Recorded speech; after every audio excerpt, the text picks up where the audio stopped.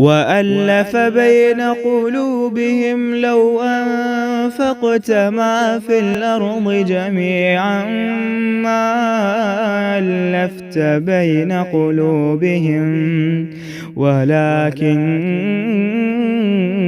الله ألف بينهم إنه عزيز حكيم۔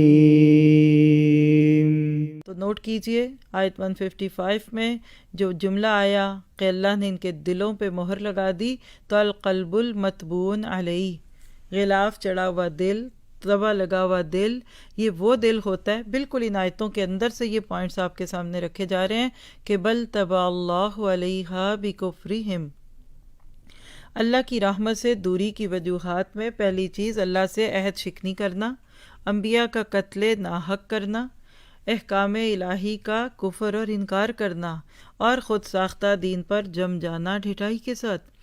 آج ذرا سب امت مسلمہ کو لے کر دیکھیے، آپ اور میں اپنے اوپر لیں، اشہد ان لا الہ الا اللہ و اشہد ان محمد رسول اللہ پکارتی ہوں تو یہ عہد ہے۔ کیا اس کے تقاضے پورے کرتی ہوں؟ تو لکھیے گا۔ اگر کلمہ پڑھیں لیکن کلمے کے تقاضے پورے نہ کریں تو دل سخت ہو جائے گا، اور اسی طرح سے عہد شکنی کی سزا بھی ملے گی اس بات پہ کہ انسان ایسے کام کیوں کر رہا ہے اور کس طریقے سے اپنے آپ کو لے کے چلتا ہے۔ پھر اسی طرح سے آپ دیکھیے کہ اللہ کے حکموں کا انکار ہے۔ چلے آج انبیاء کا قتل ناحق اللہ کرے کہ نہ ہی ہو امت مسلمہ میں، لیکن دینداروں کے ساتھ ہمارا معاملہ کیسا ہے؟ ان ساری چیزوں کو دیکھتے ہوئے اپنے اوپر اس چیز کا یقین رکھیے کہ ہم نے اللہ کی رحمت کو پانے والے کام کرنے ہیں، اور پھر اسی طرح سے خود ساختہ دین، اللہ آپ کو مجھے اس سے بچا کے رکھے۔